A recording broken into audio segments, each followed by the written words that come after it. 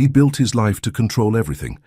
But tonight, his maid was holding his children like they were hers, because when they cried out, sick and alone, he never answered.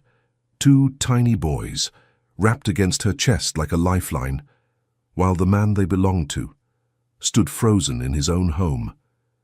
The elevator doors whispered open into the private Atlanta penthouse, polished, pristine, and cold. Michael Davies stepped inside, luggage still in hand, the scent of jet fuel clinging to his suit. He hadn't told a soul he was coming back early. He never did. Because control wasn't something he shared, it was something he enforced. And tonight, he just wanted silence, stillness, the order he'd built his empire on. But from the kitchen, a sound interrupted everything. A lullaby, soft, hummed, followed by the gentle coo of babies. Michael's brow furrowed. His penthouse was supposed to be empty, cleaned, maintained, not lived in. He dropped his bag and moved toward the kitchen, each step sharper than the last. And there, under the soft track lights and skyline reflection, stood Angela Chapman, 27 years old, orange uniform, yellow gloves still on, and strapped to her chest were his sons, Matt and Max, 2 years old, sleeping, breathing unevenly, one of them burning with a fever. Michael stopped cold, his voice cut through the room like glass. "What the hell is this?" Angela didn't jump, didn't apologize. She just looked up. They were sick. The nanny left. They wouldn't stop crying. Her tone was even, but her eyes, they carried hours of exhaustion and something more, conviction. Michael stared at her, at his sons, trying to process the scene in front of him. The sling, the closeness, the quiet breathing against her heart. He hadn't touched them in days, hadn't known they were ill, hadn't even checked. Everything about this was wrong. His rules, his boundaries, shattered. She wasn't family, she wasn't supposed to hold them. And yet, they looked safe, calmer than he'd seen them in weeks, held. For a moment, barely a breath, something stirred deep inside him. A flash. Of fevered nights in his own childhood, of calling for help in a house full of people, and no one coming. He swallowed hard, but the knot in his throat didn't move. Angela stood in front of him, not defiant, not afraid, just present, and holding the two most fragile parts of his life, like someone who'd already chosen to care when he hadn't. But before we begin, tap that subscribe button, like this video, and let me know in the comments where in the world you're watching from. I hope this story reminds you that real love doesn't need permission. It just shows up. He hadn't meant to come home tonight. The Zurich deal closed early. The jet was already waiting, and for once he didn't feel like smiling for cameras in Paris. Michael Davies just wanted quiet. Instead, he walked into a storm he didn't see coming. Angela stood completely still. The babies were tucked tight against her. Sweat dampened their curls, their cheeks flushed with fever. Michael's voice came again, lower now, but no less sharp. "Where's the nanny?" Angela didn't blink. Gone. Walked out. No note. Just left. He stepped forward, slow, deliberate. His eyes flicked to the boys. One of them whimpered in his sleep. Angela shifted her stance to cradle him. Michael's hands curled into fists. "You weren't hired to play mother," he said. "No," she replied. "I was hired to clean floors, but I found them screaming, burning up, alone." She didn't raise her voice. She didn't cry. She just said the truth out loud. And it landed harder than a scream ever could. Michael moved past her and into the nursery. He flicked on the light. It was a mess. Half-eaten baby food, unopened medicine, a monitor blinking red. The nanny's phone still charging in the corner. No explanation, no plan. Just absence. He turned slowly, jaw tight. "You should have called me." Angela stepped into the doorway, still holding the boys. "I did, 3 times. Left voicemails. No response." He looked away, the weight of it settling in. Silence stretched thin between them. Only the sound of Max's soft breath broke through. Angela rocked slightly, instinctively. Michael noticed how the child relaxed into her without hesitation, without fear.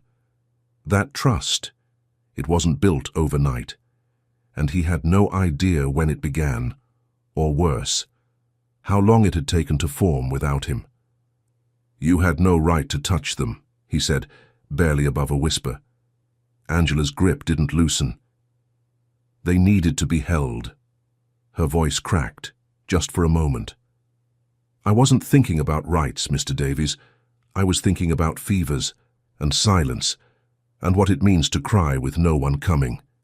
That last line hit deeper than she probably intended, because he remembered it too, being 5 years old, curled up in a cold room, body burning, calling for his father, and only hearing the echo of his own voice. Michael cleared his throat, straightened his spine. The warmth rising in his chest felt foreign and dangerous. Angela stepped forward, slow, careful. "If you're going to fire me," she said quietly, "do it now, but just know I didn't hold them to overstep. I held them because someone had to." Matt stirred. Tiny fingers curled around the collar of her uniform. Angela glanced down, didn't flinch, didn't ask for forgiveness. Michael looked at the boy's hand, then back at her, and for a breathless second, the room held still. He didn't fire her. He didn't say a word. He just turned and walked out. The door didn't slam. It clicked softly shut, but it echoed like thunder down the hall. Michael didn't sleep, not because of noise, but because of silence, a silence that echoed louder than any argument. He stood in the dark hallway outside the nursery, listening to their breaths, to hers, and to the voice in his head saying, "You weren't there." By morning, the twins were quieter. Their fever had dropped slightly. Angela hadn't left. She was in the kitchen when he entered, still in uniform, hair pulled back, yellow gloves tossed on the counter beside a bottle of children's ibuprofen. She didn't greet him, didn't even look up. "You should have told me sooner," he said. Angela turned slowly. Her face was pale, her eyes rimmed with exhaustion. "I did. You didn't pick up." Her voice was calm, too calm, the kind of calm that came after too many nights of doing everything alone. Michael pulled a chair back from the table, sat. "Where's the nanny now?" Angela didn't move. "She quit, left a voicemail, said she couldn't handle the crying, said it wasn't worth being ignored every day." She reached into the drawer and slid her phone across the counter. The voicemail was still there. Michael didn't play it, he just stared at the screen and for a moment didn't know what to say. Angela stepped closer. "I found them soaked in sweat, Mr. Davies, screaming. Their diapers hadn't been changed in hours. The monitor was on mute. The nanny's things were packed before she left." Her voice didn't rise, but her eyes burned. "I didn't know what else to do. I held them." Michael looked down at his hands. The same ones that signed billion-dollar contracts, built towers, restructured companies with a pen stroke, hands that hadn't held his sons in over a week. "You should have waited," he said. Angela's mouth twitched, not a smile, something colder. She stepped around the counter slowly until they were eye to eye. "Would you have preferred I left them there, shaking, screaming, burning up while I polished your counters?" Her voice didn't crack, but his resolve did. He stood quickly, like he needed to shift the power back into his posture. "You crossed a line." "No," she said quietly. "I stepped in when no one else did." A long silence followed, the kind that made every breath feel like a choice. Michael turned away, walked to the window. Midtown Atlanta shimmered beyond the glass, orderly, towering, obedient, his city, but not his home, not anymore. Angela's voice came softly from behind him. "I don't need to stay. I came to get my things. I'll go after that." He didn't turn around, didn't stop her. And yet, he heard Matt's cry from the nursery, high-pitched, frantic. Angela was already moving before Michael could react. Her footsteps down the hall were soft, familiar, like she'd done it before, like she knew the way. He stayed where he was, motionless, silent, staring out over the skyline he owned and feeling something new, not anger, not power, something quieter and harder to name. Angela didn't wait for permission. She packed her things in silence. A small duffel, neatly zipped, the uniform folded, her shoes placed side by side at the door. She didn't ask if she was fired. She already knew. Michael stood in the hallway watching her through the open kitchen archway. He wanted to say something. He didn't know what. Not thank you, not sorry, not stay. Words were easy in boardrooms, not here. The twins had fallen back asleep. A nurse was scheduled to arrive by noon. The house would be clean again, quiet again, just the way he liked it. So why did it all feel wrong? Angela zipped the bag shut. Still no eye contact, still no plea. Just a woman with a steady back, doing what needed to be done. Again. Michael stepped forward, but his voice stayed behind. He opened his mouth, then closed it. The silence between them wasn't empty. It was crowded, with everything he hadn't done, everything she had. Angela finally turned. You don't have to explain. Her tone wasn't bitter, just tired. You hired me to clean, not to care. I understand. He shook his head slightly, almost imperceptible. That's not what this is. She raised an eyebrow. Then what is it? He didn't answer, because he didn't know. Not yet. Angela lifted her bag, walked past him, paused at the nursery door, looked in one last time.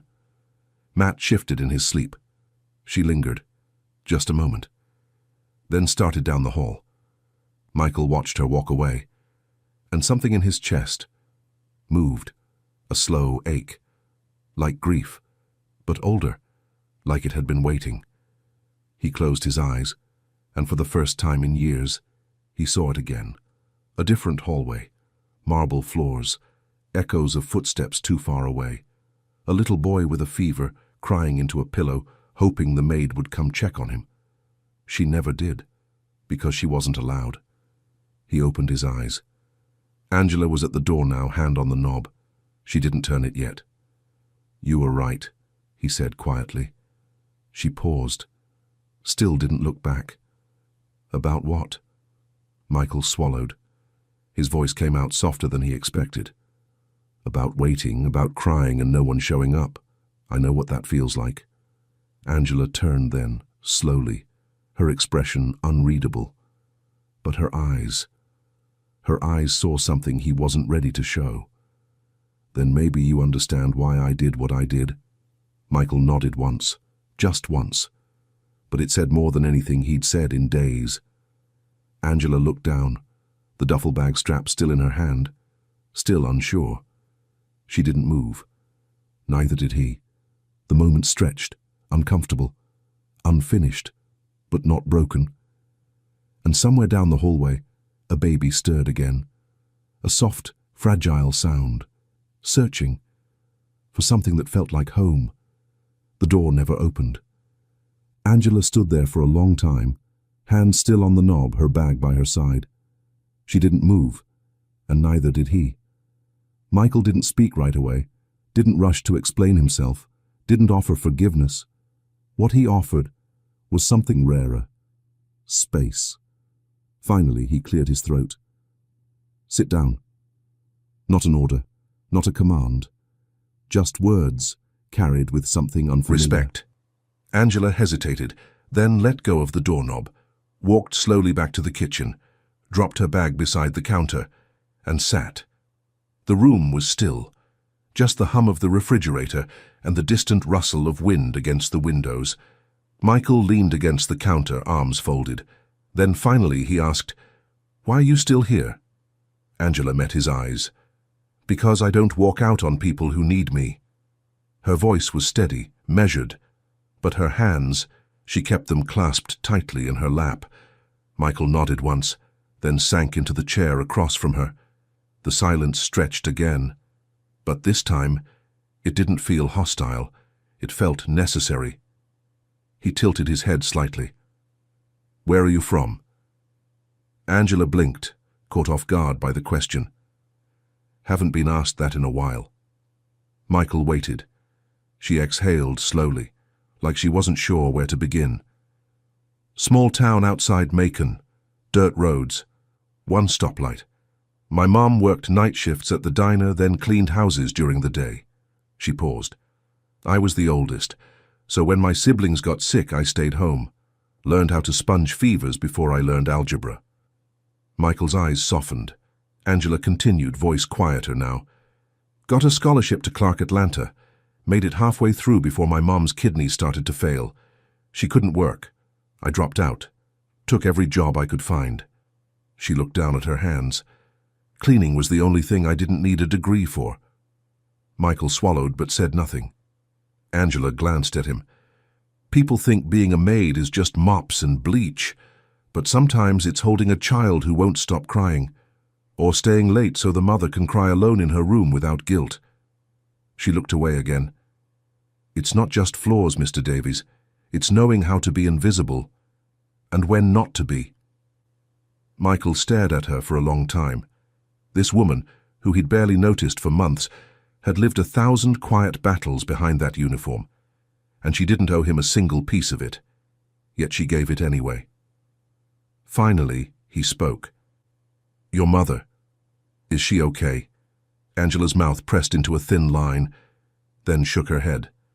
Dialysis 3 times a week. She's tired. A beat. But I can't let her fall apart. She's done that for me enough times already. Michael looked at her, really looked, not at the maid, but at the daughter, the sister, the fighter, and for a man who had built walls higher than his skyscrapers, he felt something unfamiliar. Admiration. Angela stood slowly. I wasn't trying to disrespect your rules, I just couldn't leave them like that. She started to reach for her bag. Michael didn't stop her, but he didn't look away either. Behind them the twins stirred again. A soft cry echoed down the hall. Angela turned her head, waited. Michael didn't move. He just watched her. And for the first time, he wondered what it would feel like to be needed for something more than money. Michael stood in the nursery doorway. It was quiet, too quiet. 2 cribs, matching. Untouched sheets folded at the corners, bottles lined up on the table like inventory. Everything was in its place. Except him. The nurse hadn't arrived yet. Angela was gone, just for the morning, she said. But her absence echoed through the room like a missing note in a melody. He stepped inside. Slowly. Max stirred. Michael froze. The baby's eyes fluttered open, half-lidded and glassy. A soft whimper escaped his lips, then a cough, then a cry. Michael looked around like someone had triggered an alarm. No Angela, no nanny, no buffer, just him, and the weight of a child needing more than he knew how to give. He reached down awkwardly, hands stiff, lifted Max from the crib with the caution of someone handling glass. The baby cried louder. Michael cradled him, wrongly. He could feel it. Nothing about it felt natural. He sat in the rocking chair, stiff and unsteady, bouncing Max in uneven rhythm. It's okay, he muttered under his breath, more for himself than the child. You're all right. You're okay. But the baby wasn't calming, and neither was he. His shirt soaked quickly, warm against his chest. Max's skin was hot, his forehead damp. Michael panicked for a second, heart racing. Where was the thermometer? Where was the nurse? Where was the woman who made this look easy? He reached for his phone, then stopped, put it down, and looked back at Max. The baby's tiny fingers were curled into his collar, gripping him with more certainty than he felt. Something in that small hand cracked through him. Not a word, not a thought. Just a memory. A hallway. A marble floor. A smaller version of himself, wrapped in a blanket too big, calling out into silence. He hadn't known it then. But what he felt that night, that burning loneliness, that was the beginning of everything. The deals, the walls, the distance, all of it built to protect the part of him that still remembered not being held. Michael looked down at his son. Matt was stirring now too. soft cries beginning to build. For a moment he didn't know what to do. Then he stood, Max in one arm, walked to the second crib, and with far less grace than he'd like, picked up Matt. One arm for each boy, their warmth against his chest, their weight on his shoulders, their cries softening, not disappearing but changing. He sat back down, both boys pressed close. No nurse, no maid, no help, just him. For once, that wasn't terrifying. It was grounding. Matt hiccuped, then stilled. Max nestled deeper. Michael leaned back, eyes fixed on the ceiling. The silence returned. But it didn't feel empty this time. It felt full. His phone buzzed on the side table. He ignored it. Down the hall, the front door clicked open. Angela stepped in, slow and cautious, unsure of what she'd find.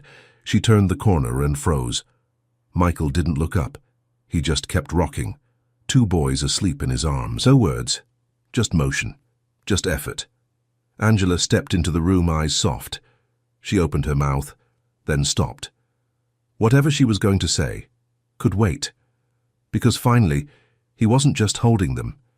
He was choosing to. The boys were asleep. Angela watched from the hallway, arms crossed lightly over her chest. Michael hadn't said a word, but he didn't need to. The way he held them spoke louder than anything else. Later that afternoon, the nurse finally arrived, young, professional, emotionally distant. Angela stepped aside as she was briefed. But Michael noticed it immediately. The room didn't feel the same. The air felt thinner without her presence near the boys. He found her in the laundry room. She was folding blankets, perfectly, quietly, as if nothing had changed, but everything had. He leaned in the doorway. "Why didn't you tell me she quit?" Angela looked up, didn't pretend not to know who he meant. "I tried. You were on a plane, then in meetings, then unreachable." She said it without blame. Just fact. Michael nodded slowly, then asked the question that had been sitting on his chest since last night. "Why didn't you just let it go?" Angela paused, folded the last blanket. "Because I don't leave children crying in a room alone. Not anymore." Michael didn't push, but something about her words stayed with him. And later, in his office, glass-walled and miles above the city, he picked up his phone. "Find out what happened with the nanny," he told his assistant. Everything. The report came back within the hour. Angela had been reported, days ago. For getting too attached. The nanny had sent an email to HR, said Angela overstepped boundaries, said she warned her, said she was told to stay in her lane. Angela ignored it, and held the twins anyway, even after being warned, even knowing it might cost her job. Michael read the message twice, then opened the HR logs. Sure enough, a formal warning, filed, delivered, never mentioned to him. Angela never said a word. She had taken the risk and the consequence. Also, two children wouldn't feel what she once did. Alone, unheld, unheard. He closed his laptop and just sat there, staring out at a skyline that suddenly looked hollow. He'd rewarded loyalty his entire life, with money, contracts, titles. But this was something else. The kind of loyalty that doesn't ask permission. The kind that steps into fire quietly, because it's the right thing to do. The kind that makes rules bend, because love doesn't follow protocol. A knock on the office door broke the stillness. Angela stepped in, holding a bottle of formula and a baby monitor. Matt woke up. She hesitated. "I can give him to the nurse if you'd prefer." Michael looked at her for a long time, then shook his head. "No. Bring him here." She crossed the room slowly and handed the bottle over. Michael cradled his son in one arm and took the formula in the other. He didn't ask for help. He tried, fumbled, laughed quietly under his breath. And Angela just watched. Not as a maid, not as staff, but as someone who had been there first, when no one else was. She turned to leave. Michael stopped her. Why didn't you tell me? Angela looked over her shoulder. Would it have made a difference? She didn't wait for the answer. She already knew it. The next morning, Angela arrived expecting distance, boundaries re-established, emotions reset. She was prepared to resume as nothing more than the maid, if she was still wanted at all. What she wasn't prepared for was an envelope on the counter, with her name on it. She looked around. The twins were in the nursery with the nurse. The house was still, humming faintly with morning light. She opened the envelope. Inside, a formal offer letter. Not for cleaning staff, but for household care liaison. Higher pay, clear authority, flexible schedule. And a second page, another name. Her mother. A fully arranged care plan. Transportation. Dialysis. In-home nursing. Paid for. In full. Angela didn't move for a long time. She read it again. Twice. Then heard footsteps. Michael stood in the hallway, one hand in his pocket, watching her read. No suit this morning, just a sweater. Casual, out of place on him, like someone halfway between who he was and who he might become. You said you don't walk out on people who need you. He nodded toward the paper in her hand. That offer, and that's me saying I don't either. Angela blinked, not shocked, but stunned. She set the paper down slowly. Why? Michael exhaled. Because you showed up when I didn't. And because they trust you, maybe more than they trust me. A beat. And because I don't want to keep building walls they'll have to tear down someday. Angela crossed her arms, but it wasn't defensive. It was grounding. You're changing a lot of rules. Michael gave a faint smile. They weren't working. She studied him for a moment, trying to find the catch, the agenda, the performance. There wasn't one. Just a man finally stepping into a role he had never been taught how to hold. This isn't charity, she said. I'm not a cause. I'm not broken. Michael's voice didn't waver. I know. That's why I'm asking, not offering. If you'll stay. A pause. Not as a maid, not to babysit, but to help build something better. Angela looked down. Her fingers brushed the corner of the offer letter. Matt's laughter echoed faintly from the nursery. She glanced toward the sound, then back at Michael. I'll stay, she said softly, but not to fix your life. Michael nodded. No, just to be part of it. Another silence passed between them, but it wasn't uncomfortable anymore. It was alive. Angela picked up the papers, tucked them neatly back into the envelope. You'll still need a real nanny, she said. Michael smiled. I need a lot of things. She turned to leave, but paused in the doorway. They'll still cry in the middle of the night, still throw tantrums, still need to be held when it's inconvenient. Michael's smile faded, but not from resistance, from understanding. Good. Angela gave him a look, one that said, we'll see. Then disappeared down the hall. Michael stood alone in the kitchen, hands in his pockets, his empire still intact, but the foundation beneath it, finally shifting. It started small. Michael didn't announce it. He didn't ask. He just showed up. First it was breakfast. He sat at the table while Angela fed the twins in their high chairs, clumsy spoonfuls and sippy cups gone rogue. He watched, silent, still. She noticed, but didn't comment. The next morning, he was the one warming bottles. Angela raised an eyebrow. He shrugged. They won't drink if it's too hot. I learned that yesterday. She didn't say, good job. She didn't need to. Days passed. Routine shifted. Michael took calls in shorter bursts, stopped checking his phone when the twins were in the room, started asking questions not about numbers, about them.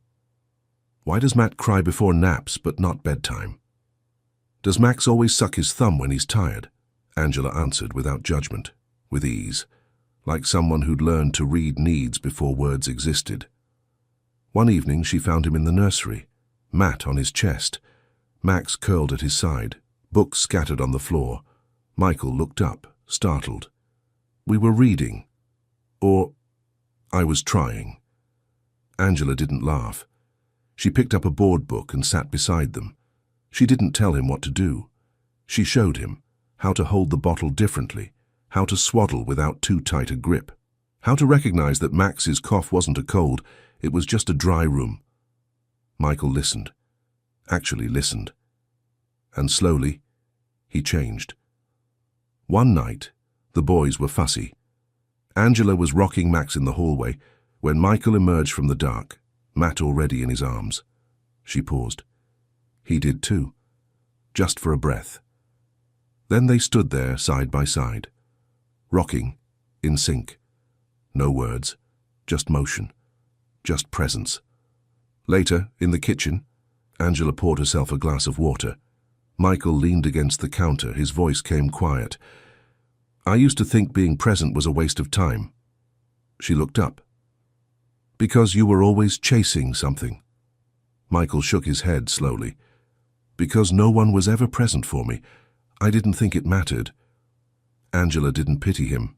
She didn't soften. She just held his gaze and said, Then maybe now's your chance to be what you never had. The words didn't pierce. They landed. Heavy. True. Michael looked down at the tile, then back up. Something unspoken passed between them. Not romance, not comfort, just understanding. Angela placed her glass in the sink. They'll wake again in 3 hours, just a warning. Michael smiled faintly. I'll be ready. She moved toward the hallway, paused. And Mr. Davies? He raised an eyebrow. She almost smiled. You're getting better. He didn't respond, but long after she left the room, he stood there. Still, letting the words settle in a place that had never held praise before. Weeks passed, but not in the way they used to, rushing forward, stacked with deals and time zones. Now, the days moved differently, measured not by meetings but by milestones, a first laugh, a new tooth, an arm reaching up for him, without hesitation. Michael's home didn't look different, but it felt it. The lights were softer. The silence was gentler, and the air no longer carried the weight of absence. One morning he walked into the kitchen and stopped without realizing why. Angela was at the table, feeding the twins. Music played faintly in the background, an old jazz record spinning low and warm. Max banged a spoon against his tray. Matt giggled, face covered in applesauce. Angela's hair was pulled back, sleeves rolled up, humming to the rhythm of the chaos. And somehow, it was beautiful. Alive. Michael stepped closer, pulled out a chair. For the first time in years, he sat. Not for business, not for obligation, just to be there. Angela looked up, gave a small nod, said nothing. She didn't need to. He watched as she wiped Matt's chin with practiced ease. He reached over to help, and for once, didn't second-guess himself. Later that afternoon, Angela's phone buzzed. A video call from her mother, smiling, color in her cheeks again. The nurse waved from the background. Michael walked by, caught the tail end of the conversation. He didn't interrupt, just listened, and quietly smiled to himself. The boys had started crawling now, which meant bruises, bumped heads, and constant supervision. Michael baby-proofed the entire living room, personally. Angela caught him rearranging outlet covers and muttered under her breath, "Control freak." He looked up. Former. They both laughed, and it stayed in the room long after the sound faded. That evening, Angela was closing the dishwasher when she turned to find him watching her. He wasn't trying to intimidate or evaluate. He was just watching. "You okay?" she asked. Michael nodded. "I was just thinking." "About what?" A pause. Then, what this house used to feel like, and what it feels like now. Angela didn't press, but she stayed, leaning against the counter, arms folded, letting the moment breathe. Michael looked around. The fingerprints on the fridge, the toys scattered on the floor, a burp cloth hanging off a chair. His past self would have fired someone for less. Now? He couldn't imagine it any other way. He ran a hand over his face, then looked at her. "You changed this place. Angela tilted her head. You let it change. Silence settled between them. Not awkward, not heavy, just still, like peace. Later that night, Michael stood in the nursery doorway. The twins slept deeply, curled against their blankets, nightlight casting soft shadows on the wall. Angela passed behind him on her way to the hall. He spoke without turning. Thank you. She paused. For what? He turned, voice quiet. For staying. Angela nodded once, then disappeared down the hall. Michael lingered in the doorway. The empire he built still stood. But now, so did something else, something soft, something real. Money built these walls, but love cracked them open. And in that light, he finally saw what mattered. He froze, his 3 sons laughing, soaking wet inside his kitchen sink, her hands in the water. And in that second, everything he thought he controlled shattered. Brian Churchill was a 45-year-old widower who hadn't been home in 2 weeks. 18 months ago, his wife died. Just like that, no warning. And he did what broken men do. When grief becomes unbearable, he ran. Not physically, but emotionally, he disappeared. He hired nannies to raise his 3-year-old triplets, Jason, James, and John. He worked constantly, traveled endlessly, convinced himself that providing was the same as being present. But deep down, he knew the truth. His sons barely recognized him anymore. It was a cold October night when he came home 3 days early from London. No warning, no phone call. The house was quiet when he walked in just after 9. Everything in its place, perfect, empty. And then he heard it. Laughter. Wild, uncontrolled laughter, coming from the kitchen. His heart stopped. The boys were supposed to be asleep. Routines were sacred. But this wasn't routine. Brian followed the sound, his shoes squeaking on the floor, until he reached the kitchen door. And when he pushed it open, everything stopped. Grace Jackson, the housekeeper he'd hired 6 months ago, was standing at his kitchen sink with all 3 of his sons inside it. Water everywhere, bubbles everywhere, and they were laughing like he hadn't heard them laugh since their mother died. For a moment, Brian couldn't breathe, because James, the one who screamed during every bath, was giggling. And this woman, this stranger, was doing something he'd completely forgotten how to do. She was making them feel safe. Brian stood frozen in that doorway, watching his sons come alive in someone else's hands. And for the first time in 18 months, he felt something crack open inside his chest. Something between grief and hope. Before we begin, like, subscribe, and tell me where in the world you're watching from, because sometimes God uses the most unexpected people to remind us what love really looks like. 2 hours earlier, Grace Jackson stood in the kitchen, phone pressed against her ear, trying not to cry. I got in, Grace. I actually got in.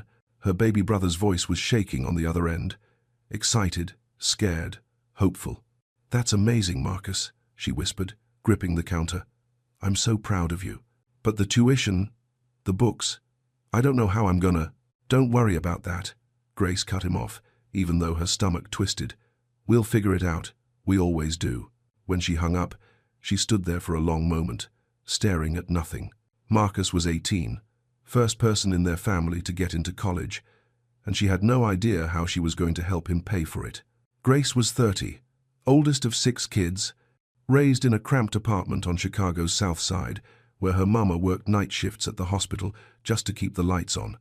Grace had been the one who made sure her brothers and sisters got to school, the one who cooked dinner, the one who stayed up when they were scared. She'd had dreams once, teaching maybe, something that mattered, but bills don't wait for dreams. So when this job came up 6 months ago, good pay, room and board, working for some tech billionaire in Connecticut, she took it. She was supposed to clean, stay out of the way, back up childcare, they said, occasionally. But occasionally turned into every night. Because the nannies Mr. Churchill hired didn't care about those boys. Not really. They followed schedules, kept things quiet, made sure the house stayed perfect.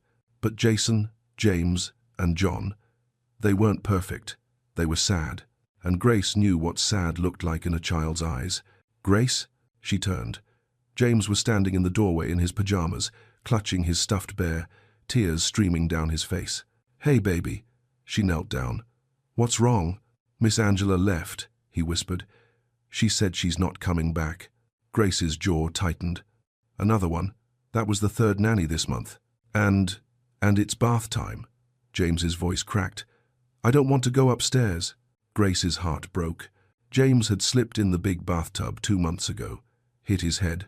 Ever since then, he screamed every time they tried to bathe him up there. The nannies would force him anyway, holding him down while he cried, saying it was for his own good. Grace hated it. "Come here." She pulled him close, feeling his little body shake. "What if we don't use the big tub tonight?" He looked up at her, confused. "But Mr. Churchill says—" "Mr. Churchill's not here," Grace said gently. "And you know what? I think we can make bath time fun. You trust me?" James nodded. 10 minutes later, all 3 boys were in the kitchen sink. Grace had filled it with warm water and bubbles. She rolled up her sleeves, put on some old Motown song her mama used to sing, and turned the whole thing into a game. Jason wanted a bubble beard. John wanted to be a sea captain. And James? James was laughing. Actually laughing. Grace stood there with her hands in the water, singing, making up silly voices, and watching these 3 little boys forget just for a moment that they were sad. And that's when the door opened. That's when Brian Churchill walked in. That's when Grace's whole world stopped. Because the look on his face wasn't anger. It was something worse. It was grief. For a moment, nobody moved. Grace stood frozen at the sink, water dripping from her hands. The boys turned toward the doorway, eyes wide. "Daddy," Jason said it first. Then all 3 of them scrambled out of the sink, soaking wet, running straight to him. Brian dropped to his knees without thinking, catching them as they crashed into him. Their wet pajamas soaked through his suit, but he didn't care. He wrapped his arms around all 3 at once, holding them tighter than he had in months. "I missed you," he whispered, his voice rough. "You're home early," John said, pulling back to look at him. "Are you staying?" Brian hesitated. "Yeah, I'm staying. Can you hear the jungle story?" James tugged on his sleeve. "Grace tells it every night. There's a lion and a moon and—" "Okay, okay." Grace's voice cut through gently. She was drying her hands on a towel, not quite meeting Brian's eyes. "Bath time's over. Let's get you boys into bed." "But Daddy just got here," Jason protested. "And Daddy will still be here in the morning," Grace said, her tone kind but firm. "Come on, let's go." The boys groaned but obeyed, trailing after her toward the stairs. Brian stood slowly, watching them go. At the doorway, Grace paused, turned back. "Mr. Churchill," her voice was steady, but he could see tension in her shoulders. "I can explain." "After they're asleep," Brian said quietly. "Meet me in the study." She nodded and disappeared down the hall. 30 minutes later, Grace knocked on the study door. "Come in." She stepped inside, her hair pulled back now, her shirt changed. Professional, guarded. Brian was standing by the window, looking out at the rain. He didn't turn around. "The kitchen sink," he said. Grace took a breath. "James is terrified of the bathtub upstairs. He slipped 2 months ago. Ever since then, he screams every time we try to— So, you put all 3 of them in my kitchen sink?" "Yes." Brian finally turned. His face was unreadable. "That's not protocol." "No," Grace said. "It's not. The nannies I hire follow specific procedures. There are bathrooms upstairs for a reason." Grace met his gaze. "With respect, Mr. Churchill, your procedures were making your son cry himself to sleep every night." The words hung in the air. Brian's jaw tightened. "You're saying I don't know what's best for my own children. I'm saying James needed to feel safe." Grace's voice softened. "And in that kitchen, with me right there, he did, for the first time in weeks." Brian stared at her, and for just a second, something in his expression cracked. "When's the last time you gave them a bath?" Grace asked quietly. The question landed like a punch. Brian looked away. "I provide them with everything they need. Everything except you." Silence. Brian walked to his desk, gripping the edge of it. His knuckles went white. "You don't know what it's like," he said, his voice low. "To look at them and see her, to feel like every time you try, you're just failing." Grace's expression softened. "Maybe, but they don't need you to be perfect, Mr. Churchill. They just need you to be there." Brian closed his eyes, and when he opened them again, his voice was quieter, vulnerable. "Show me," he said. Tomorrow night. Show me what you do. Grace blinked, surprised. You want to join bath time? I want to understand. She nodded slowly. Okay. As she turned to leave, Brian called after her. Miss Jackson. She stopped. Thank you, he said, for being there when I wasn't. Grace looked back at him, something sad and hopeful in her eyes. They're waiting for you to be there too. And then she was gone. The next evening, Brian came home at 6. The boys were in the kitchen with Grace when he walked in. They looked up from their coloring books, shocked. Daddy? John's crayon stopped mid-stroke. You're home. I said I would be. Brian set his briefcase down, feeling awkward in his own house. What are you guys doing? Coloring. Jason held up a page covered in wild purple scribbles. Look, it's a dinosaur. Brian studied it. That's very creative. Grace glanced at him from the stove. Dinner's almost ready. Chicken nuggets and mac and cheese. Can I help? She paused, surprised, then nodded. Sure. Can you cut up those apples? Thin slices. James won't eat them if they're chunky. Brian moved to the counter, picked up the knife, and started cutting. Too thick. He tried again. Thinner, Grace said gently, stepping beside him. Like this. Her hand guided his for just a second. Then she pulled back. Got it, Brian muttered. Jason giggled. Daddy doesn't know how to cook. Then I guess I need to learn, Brian said. Dinner was chaos.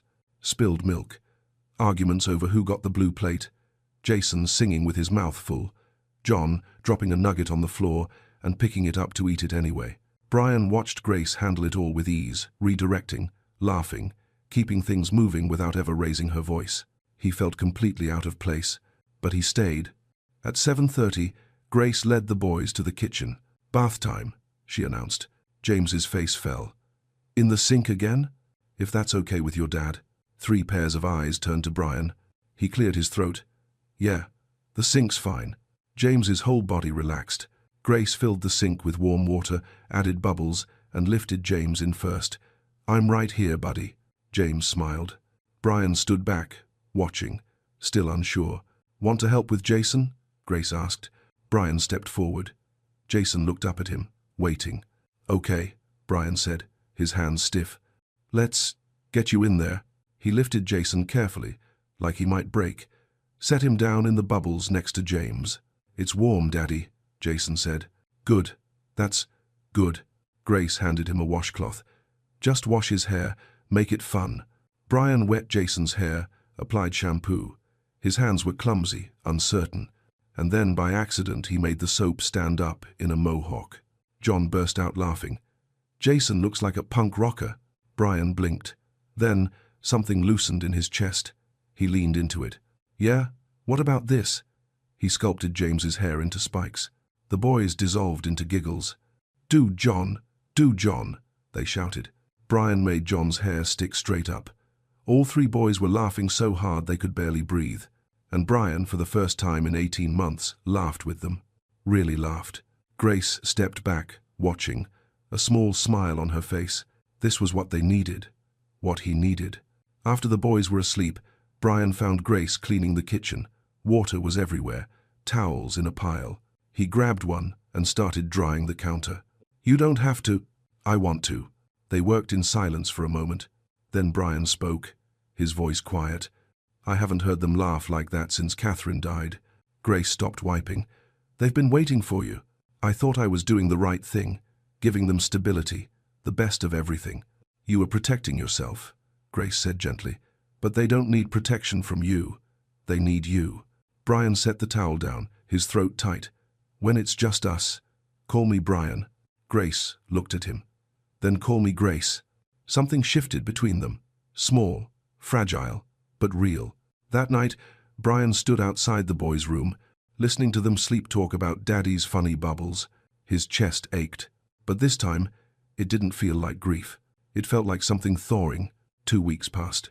Brian came home every night by 6, sometimes earlier. He cancelled trips, rescheduled meetings, told his assistant that his evenings were no longer negotiable. The boys noticed. They started running to the door when they heard his car. Started asking, Is Daddy coming to dinner? Started including him in their games. And Brian? He started learning. That James needed his toast cut into triangles. That Jason stuffed elephant had to sit on the left side of his pillow. That John hummed when he was thinking hard about something. Small things, things a father should know. Grace watched it all happen, watched Brian slowly come back to life, watched the distance between him and his sons shrink a little more each day. And somewhere in the middle of bubble baths and bedtime stories, something else started happening. Something neither of them said out loud. The way Brian's hand would brush hers when they were folding laundry. The way Grace would catch him looking at her across the kitchen. The way they'd linger in the doorway after the boys fell asleep, talking about nothing and everything. It scared her, because she knew it couldn't last. The call came on a Wednesday afternoon. Grace was in the garden with the boys when her phone rang. Her sister's name flashed on the screen. "Hey, Maya. What's—" "Grace, we need help." Her stomach dropped. "What happened?" "Marcus got into college. Full acceptance. But we can't afford it. And Mama's hospital just sent another bill. We're 3 months behind on rent. I don't know what to do." Grace closed her eyes. The boys were laughing behind her, chasing butterflies. She could hear their joy, their safety.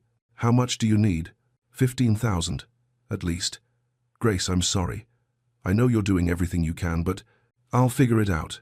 When she hung up, she stood there for a long time, staring at nothing. $15,000. She did the math in her head. Her salary barely covered it. She'd have to take a second job, which meant leaving Connecticut, which meant leaving them.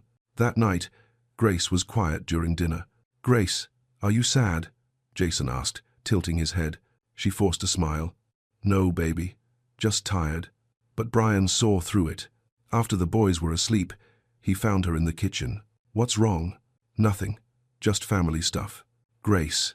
She looked up at him, and for a moment, she almost told him, almost let herself lean on someone else for once. But then she remembered who he was, what she was. He was a billionaire. She was the help. "It's fine," she said. "I can handle it." Brian didn't push, but the worry stayed in his eyes. Late that night, Grace sat at the small desk in her room above the garage. She pulled out a piece of paper, stared at it for a long time. Then she started writing. "Dear Mr. Churchill, it is with deep regret that I must resign my position, effective 2 weeks from today." Her hand shook. "This has been the most meaningful work of my life. Your sons will always hold a piece of my heart." Tears fell onto the paper. "But my family needs me, and I cannot be in 2 places at once." She signed it, folded it, left it on his desk before she could change her mind. The next morning, Grace went through the motions, made breakfast, played with the boys, pretended her heart wasn't breaking, and at noon, Brian found the letter. He read it once, twice, 3 times. Then he sat down at his desk, the letter crumpled in his fist, and realized something that terrified him. This wasn't just about the boys anymore. He needed her too. Brian cancelled his afternoon meetings. He sat in his study, staring at Grace's resignation letter, and felt something inside him collapse. Effective 2 weeks from today. 2 weeks. 14 days before his sons lost the only person who'd made them feel safe again. Before they went back to being quiet, withdrawn, alone. Before he lost. Brian stopped himself. But the thought had already surfaced, and once it was there, he couldn't push it back down. This wasn't just about the boys. He found her in the garden that afternoon. The boys were napping. Grace was sitting on the bench under the oak tree, staring at nothing. She didn't hear him approach. "Grace." She turned, startled, stood up quickly. "Mr. Churchill, I was just—" "Why didn't you tell me?" She froze. Brian held up the letter. "Your family, the money. Why didn't you say anything?" Grace looked away. "Because it's not your problem. Not my—" Brian stopped himself, took a breath. "You're leaving because you need $15,000. I'm leaving because my family needs me." Her voice was steady, but he could hear the pain underneath. "My brother got into college. My mama's drowning in medical bills. I'm the oldest. This is what I do. So you're just going to walk away? From the boys? From—" He stopped. "From what?" Grace's eyes met his. Brian didn't answer. Couldn't. Because what was he supposed to say? That somewhere between bubble baths and midnight conversations, she'd become essential? That the thought of her leaving felt like losing Catherine all over again? He had no right. "They need you," he said finally. "They need you more." Grace's voice cracked. "You're their father, Brian. I'm just—" "Don't." The word came out harder than he meant. Don't say you're just anything. Grace stared at him. You saved them, Brian said quietly. You saved me. And I'm not letting you walk away because you think you have to choose between your family and mine. What are you saying? Brian pulled an envelope from his jacket. I made some calls this morning. Your brother's tuition is covered. All 4 years. Room and board, books, everything. Grace's hand went to her mouth. Brian, I can't. It's already done. Anonymous donation. His school doesn't even know it came from me. Why would you do that? Because I'm selfish. Brian's voice was raw. Because the thought of you leaving. He stopped. Started again. Because you gave my sons something I couldn't. Joy, safety, love. And I'm asking you, begging you to stay. Tears streamed down Grace's face. Not as an employee, Brian continued. As family. I want to make you their legal guardian. His voice broke. I want you to stay. Grace covered her face with her hands, shoulders shaking. Brian took a step closer. Please. For a long moment, she didn't move. Then she looked up at him, tears still falling. Okay, she whispered. I'll stay. Brian exhaled, relief flooding through him. But neither of them saw the Mercedes pulling through the gates. Neither of them knew that everything was about to get much harder. Saturday morning. Brian was in the kitchen with Grace and the boys, making pancakes, flour everywhere, Jason's hands covered in batter, John trying to flip one and nearly dropping it on the floor. Laughter, warmth, the kind of morning Brian never thought he'd have again. Then the doorbell rang. Grace looked up. Were you expecting someone? Brian frowned. No. He walked to the front door, wiping flour from his hands. When he opened it, his blood went cold. Patricia, Catherine's mother, stood on the doorstep, perfectly dressed, her eyes sharp as glass. Hello, Brian. She stepped inside without waiting for an invitation. I was in the area. Thought I'd visit my grandsons. Brian's jaw tightened. You should have called. Should I need permission to see my own family? She walked past him toward the kitchen, her heels clicking on the floor. And when she stepped into the kitchen doorway, she stopped. Brian, wearing an apron. Grace at the stove. The boys covered in flour, giggling on the counter. Patricia's expression didn't change, but her eyes said everything. The rest of the morning was unbearable. Patricia stayed, watched everything, criticized the boys' table manners, mentioned how Catherine would have handled things differently, asked pointed questions about Grace's responsibilities. Grace stayed quiet, professional, but Brian could see her pulling back, building walls. That evening, after the boys were in bed, Patricia cornered Brian in his study. We need to talk. Brian closed his laptop. About what? About her. Her name is Grace. Patricia's eyes narrowed. I'm aware. I'm also aware that she's become far too comfortable in this house. The boys cling to her, Brian. It's inappropriate. She's good for them. Or she's creating a dependency that will devastate them when she leaves. Because people like her always leave. Brian stood. What's that supposed to mean? You know exactly what it means. Patricia's voice was cold. She's the help, Brian. Let's not pretend this is something it isn't. You're a widower. You're vulnerable. And she's taking advantage of that. That's not. What do you really know about her?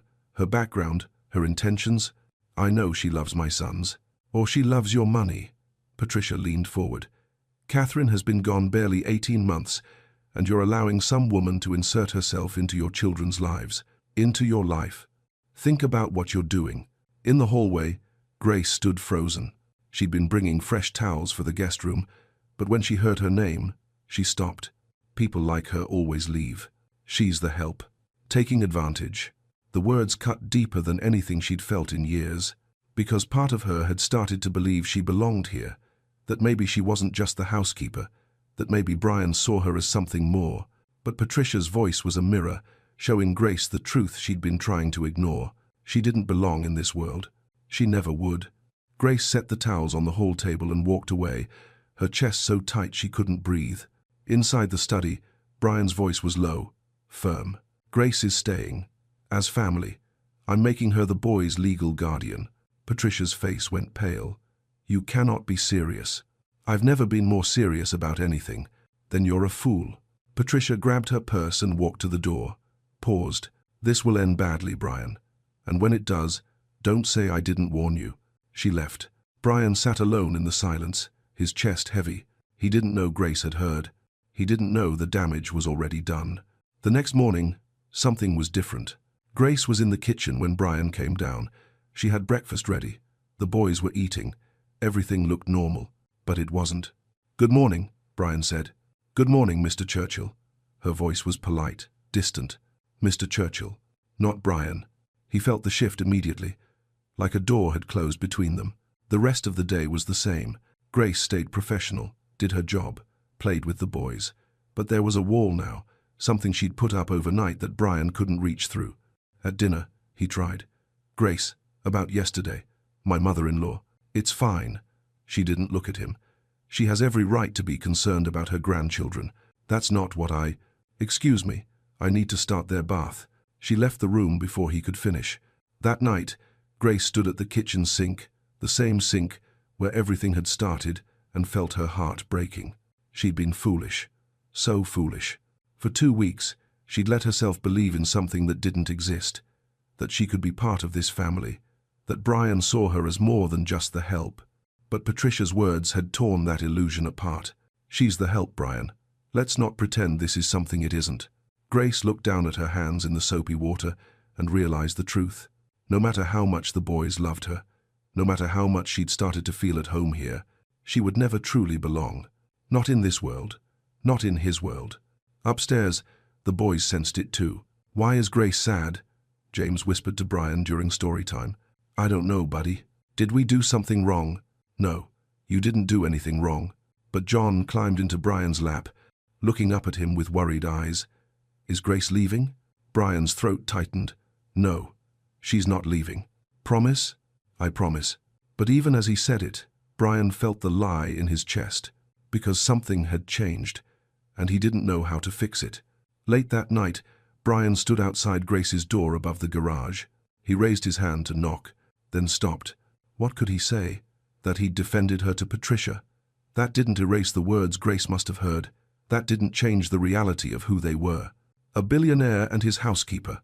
2 different worlds that had collided for a moment, but were never meant to stay together. Brian lowered his hand, walked back to the house alone, and neither of them slept that night, both staring at the ceiling in separate rooms, feeling the weight of everything unsaid pressing down on their chests.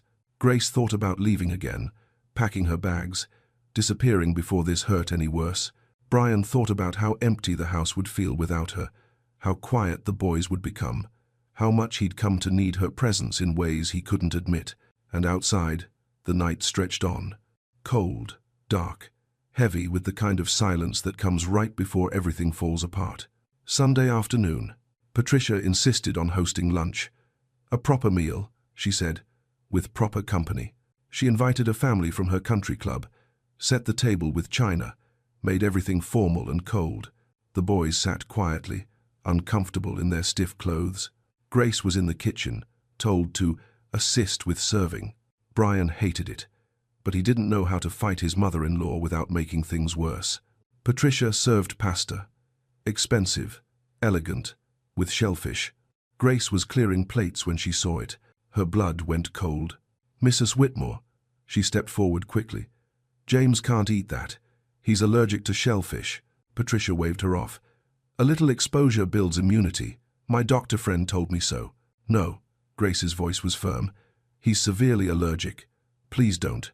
I think I know what's best for my grandson." Grace looked at Brian. He was about to speak when Patricia cut him off. "Grace, you're overstepping." Again. Grace backed away, her hands shaking, and James took a bite. 5 minutes later, James started scratching his throat. "Mummy." He stopped, looked confused. "Grace, my throat feels weird." Grace was at his side instantly. Hives were breaking out on his arms. His breathing was getting shallow. "James?" Brian stood, panic rising. "What's wrong?" "He's having an allergic reaction." Grace's voice was calm, but her hands moved fast. She pulled an EpiPen from her apron pocket. She'd been carrying it for months, just in case. Patricia went pale. "What are you?" Grace didn't answer. She administered the injection, steady and sure, then pulled out her phone. "This is Grace Jackson. I need an ambulance." 3-year-old boy. Severe allergic reaction. EpiPen administered. "Yes, He's breathing. We're at. Brian couldn't move, couldn't think. Just watched Grace hold James, keeping him calm, whispering to him, "You're okay, baby. I've got you. Just breathe with me. In and out." James clung to her. "Grace." Scared. "I know, but you're safe. I promise." The ambulance came. Grace rode with James.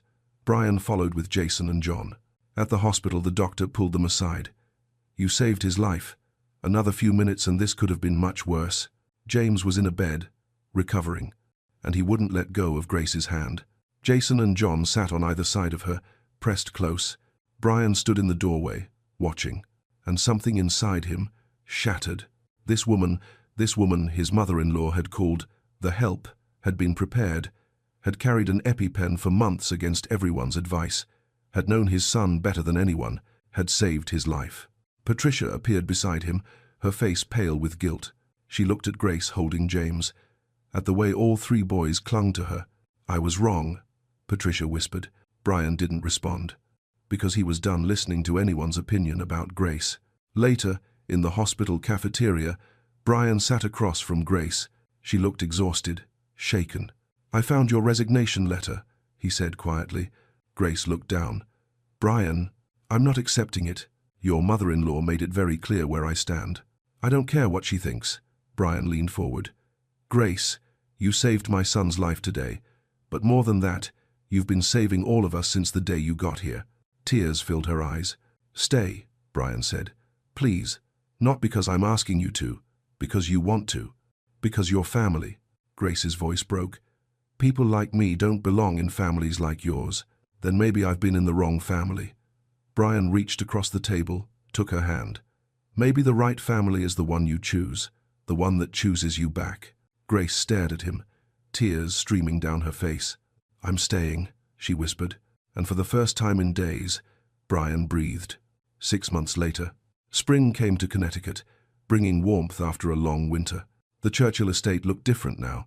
Toys scattered on the lawn, drawings taped to the fridge, laughter echoing through rooms that used to feel like a museum.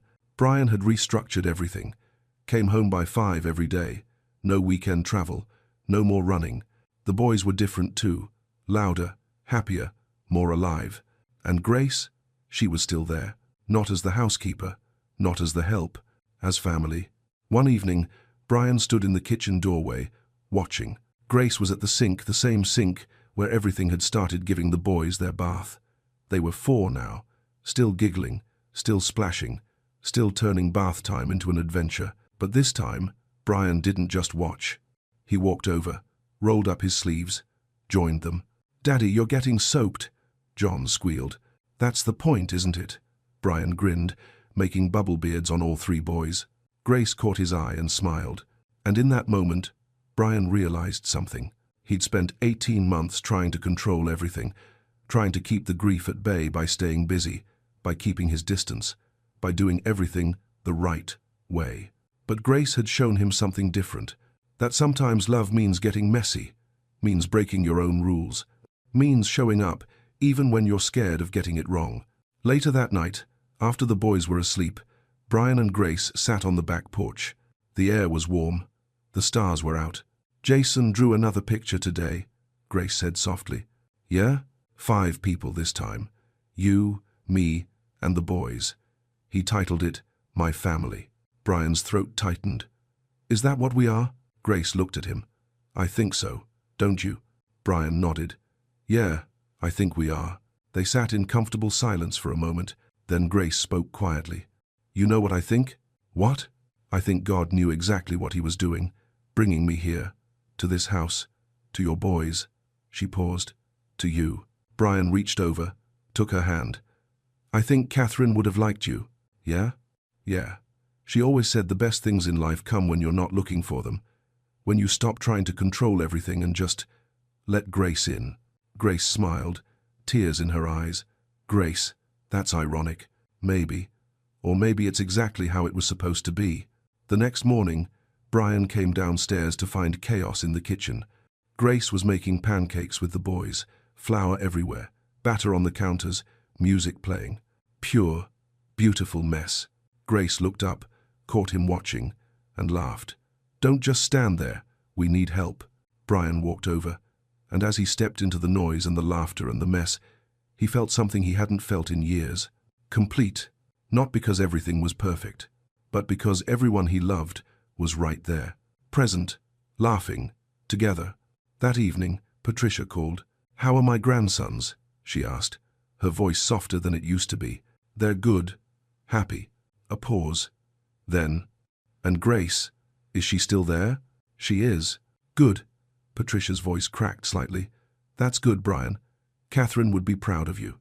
When Brian hung up, he stood there for a moment, letting those words settle. Then he walked into the living room where Grace was reading to the boys. He sat down beside them. James crawled into his lap. Jason leaned against Grace. John sprawled across both of them, and Brian closed his eyes, listening to Grace's voice, feeling his son's weight against him, and whispered a prayer he hadn't prayed in months. "Thank you for second chances, for grace that shows up when you need it most, for family that finds you even when you've stopped looking, for love that heals, for coming home. Sometimes the people who save us aren't the ones we expect. Sometimes grace walks through your door, wearing an apron and carrying hope you didn't know you needed. Sometimes family isn't about blood.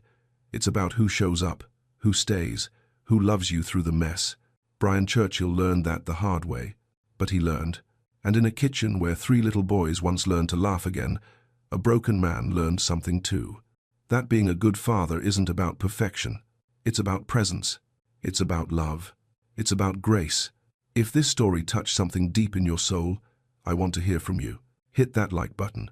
Subscribe if you believe in second chances. And tell me in the comments, have you ever had someone walk into your life and change everything? Share this with someone who needs to know that healing is possible, that grace is real, that sometimes God uses the most unexpected people to put broken families back together. Because maybe, just maybe, this story found you for a reason.